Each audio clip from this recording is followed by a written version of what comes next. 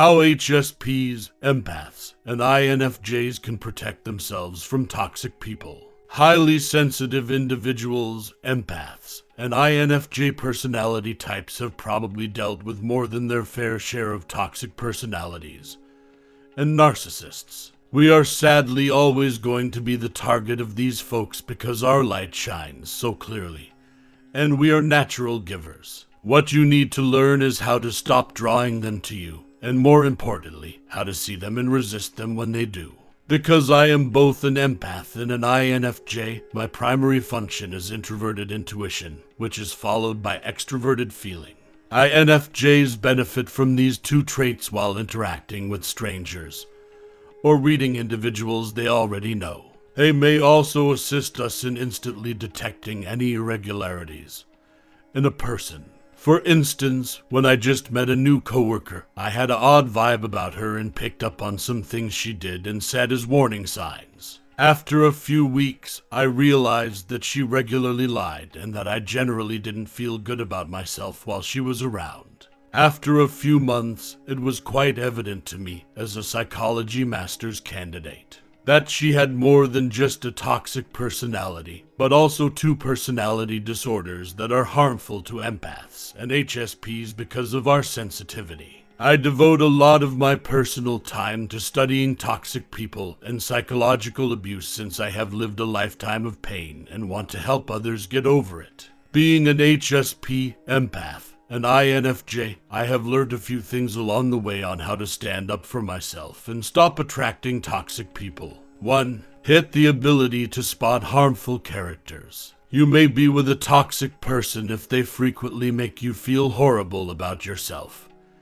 and criticize you, even if they claim to be joking about it. A caustic sense of humor is a huge symptom of narcissism. Some telltale indicators are that you start to doubt yourself, your instincts, your emotions, and your thoughts surrounding them. People who are mature and in good health don't make you doubt your value, your feelings, your opinions, or anything else. Healthy friends or relationships will encourage you, support you, and improve your self-esteem, not worsen it. You could have a narcissist on your hands if you are dealing with name-calling, insults, derogatory remarks, crazy-making plots, and turmoil where there was once harmony. They may also attempt to scare you, shout at you, and make you feel like nothing you do is good enough. Some people could even openly disregard your boundaries. Others may try to trick you, which may be summed up by these 3 statements. According to Shahida Arabi, author of Power, that didn't happen, you dreamed it, and are you crazy? 2. Have faith in your instincts and set up distinct boundaries. On my own experience, one of the worst mistakes I've made is disobeying my gut instinct and waiting until I've seen more warning signs than I'd want to acknowledge. It sometimes took me a bit to accept that this individual was cruel and I needed to leave these circumstances. If you have any inkling that something about a person is odd, or if you have an intuitive notion to that effect, trust it. Step back, slow down the action, and watch how this individual engages with other people.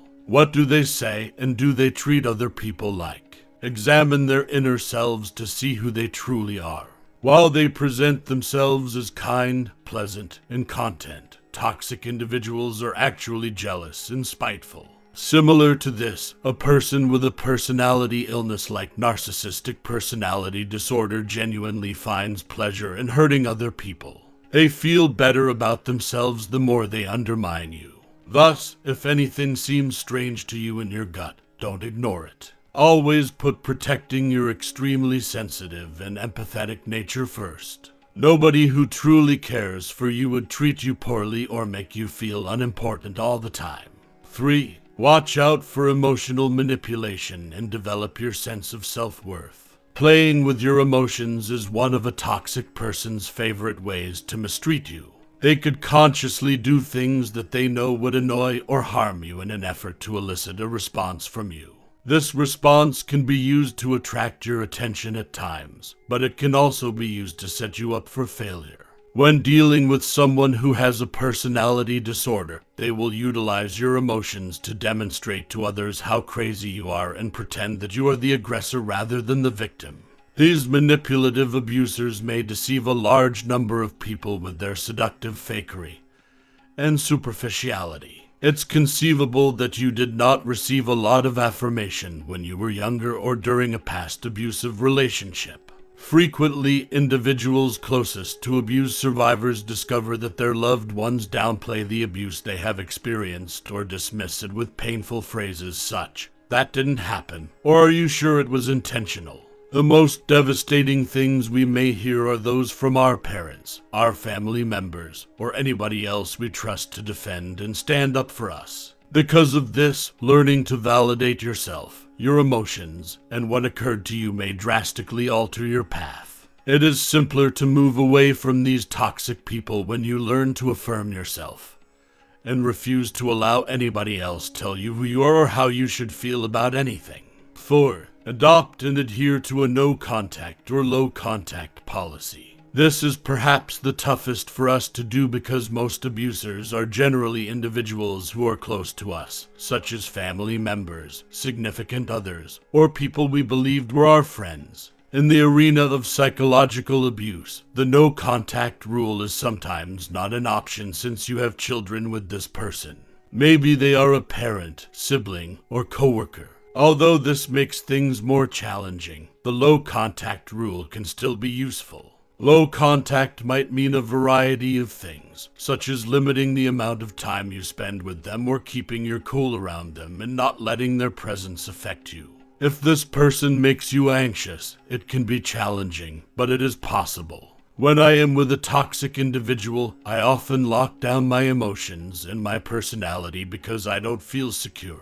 I don't divulge private information about my life to them, such as prior trauma. Simply said, don't give toxic individuals anything to work with since they will use any knowledge they discover about you against you. It took me years to do this, but I'm happy to report that I'm considerably more adept at it now than I was even 5 years ago. If you're aiming for the no-contact rule, you'll discover that the less time you spend with this toxic person, the happier, more positive, and more energetic you feel about yourself. Also, you will gradually begin to feel more like the person you were before to meeting them.